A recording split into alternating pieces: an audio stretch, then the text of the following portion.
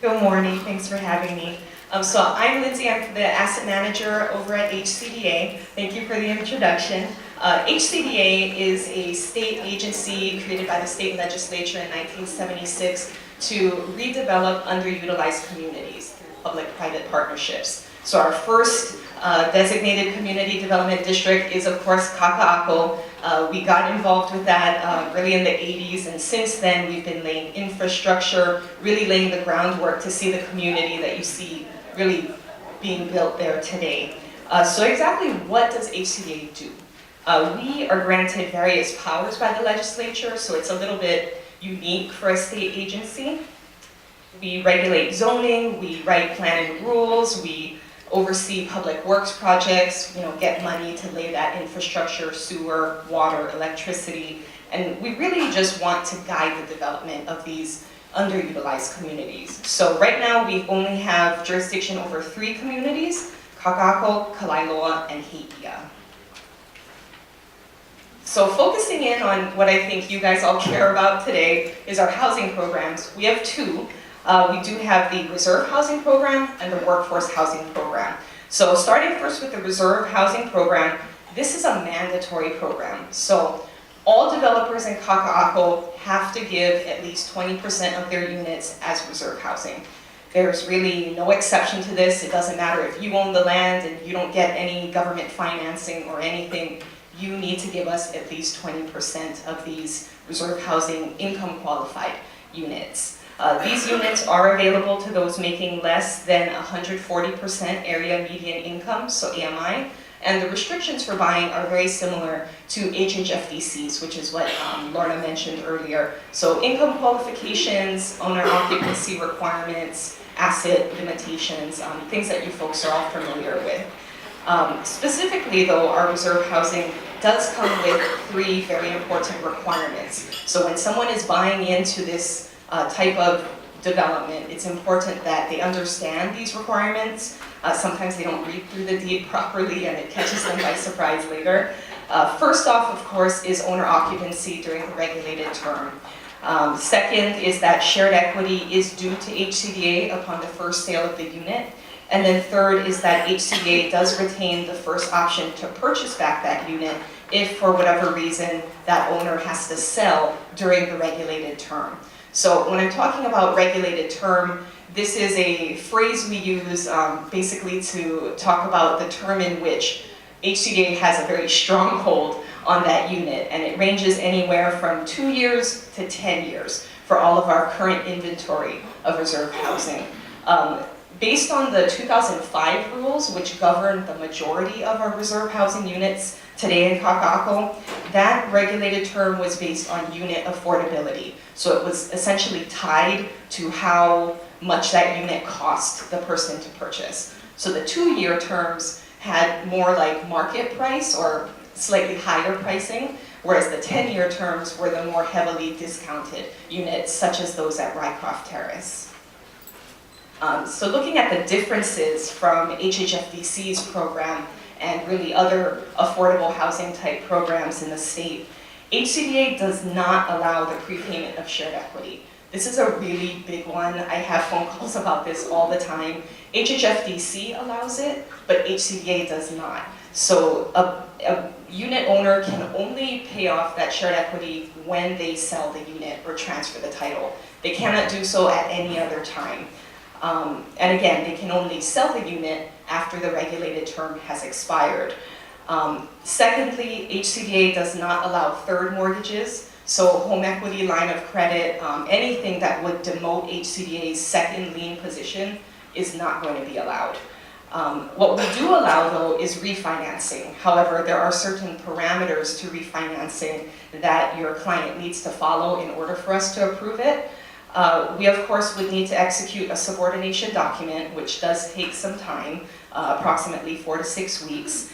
And the limit that we'll allow is up to the original loan amount, provided it does not exceed 80% of the original purchase price. So essentially, whatever the lower of those two is, that's the highest that we would allow. And that does become problematic for those who purchase their reserve housing units with gifts, which our rules did allow. So if they had, a gift from a parent for their entire down payment, or maybe even the whole thing, and they didn't have an original loan, that original loan amount is zero, and they can refinance zero. So that's a slight difference that is really important that your clients understand, at least under the 2005 area rules. Shifting programs to our workforce housing program. This is a voluntary program, workforce housing. So developers don't have to do this. They do have to do our reserve housing program, but they can opt in to do workforce housing instead. Workforce housing requires them to give 75% of the units as income qualified, restricted buyer units. But in exchange for that higher 75% number, they do get a 100% density bonus. So the developer just has to kind of pencil it out. Is it worth it to get that density bonus, build twice as many units on the same parcel of land, but have 75% of those units be income qualified? To date, the only workforce housing project in Kaka'ako is the 801 South Street Towers A and B development. There are no other workforce housing projects that I know of, at least, in the pipeline. So when we talk about workforce housing, we really are talking about 801 South Street. So you can kind of use those two terms synonymously. The 2011 rules govern 801 South Street, and so I wanted to briefly touch on this because unfortunately HCDA is very confusing, and we have 3 sets of reserve housing rules. So we have the 2005 rules, 2011, and then we just passed the 2018 rules last year. So very, very diverse sets of rules. It's really important that your client understands the rules that they follow, which rules govern the unit that they own or are buying into. But again, the vast majority of units do fall under the 2005 rules. Workforce housing though, 801 South Street, as well as Symphony Honolulu and 803 Waimanu, those all follow under the 2011 rules. So under the 2011 rules, workforce housing actually did not have any additional requirements after purchase. Essentially, the owner income qualified and they purchased the unit, and then that was it. They just lived in the unit for 1 year, and then they could do whatever they wanted. They could sell it, they could rent it. HCDA didn't get shared equity, there was no buyback provision, there's no regulated term. So 801 South Street is really essentially treated as a market development right now. You can buy and sell as you please in that project. Looking a little bit at the 2018 rules, these again were just newly adopted, and all current owners do have the option to opt in to the new rules. There are slight differences though that we outline on our website, so it's important that they get legal advice since we can't tell them what to do to see what is more favorable to them. The 2018 rules specifically change the rules for workforce housing though.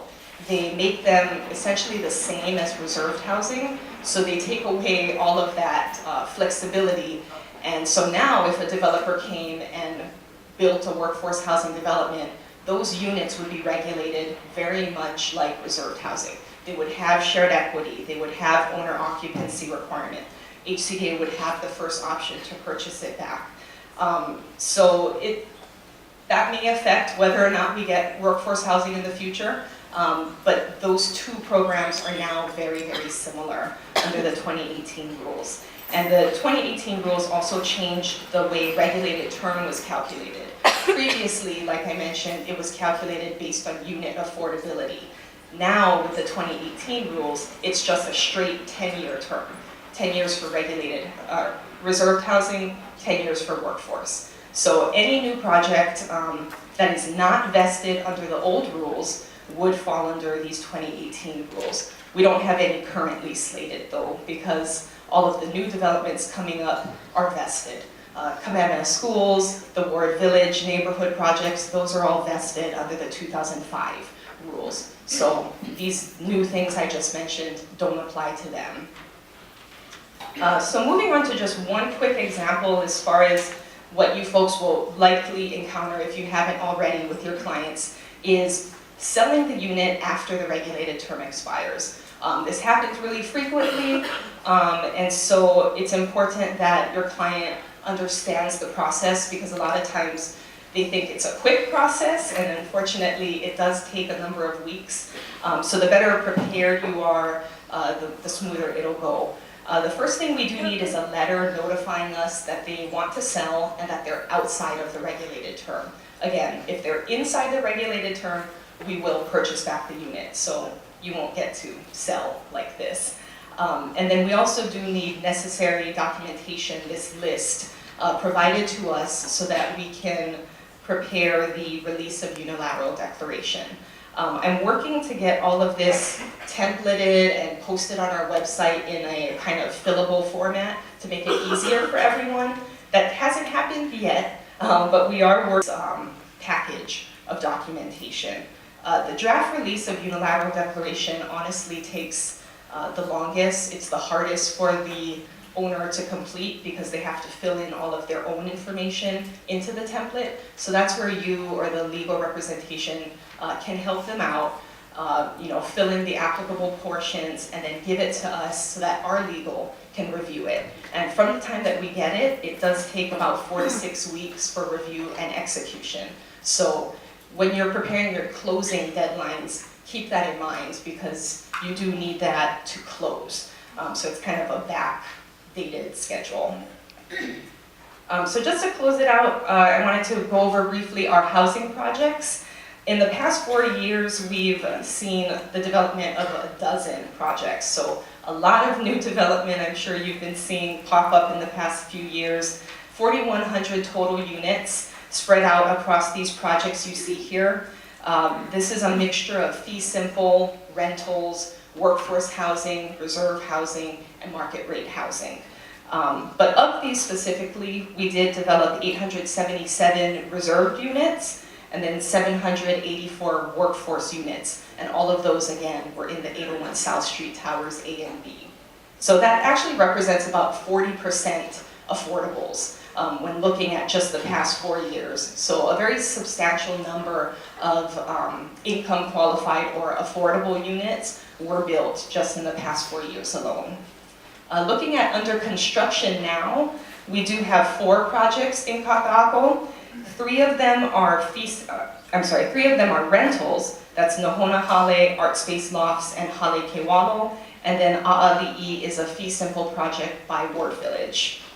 And then 3 additional projects are pending construction. Gateway and Ku'ula are the fee simple projects for Ward Village again. And then 803 Waimanu is another condominium that'll be coming up. So just a summary of everything in the district since HCDA was formed in 1976. We've overseen and kind of spearheaded the development of over 10,000 new units. So what used to be warehouses and kind of old grungy streets, you now have a community where you can live, work, play. You have shops, restaurants, lots of businesses, lots of housing, and a lot of new residents, over 10,000 new residents, with another 3,000 units pending. So if there's any questions, I'm free to answer via email if you have specific things, and we'll have a Q&A, but thanks so much for having me.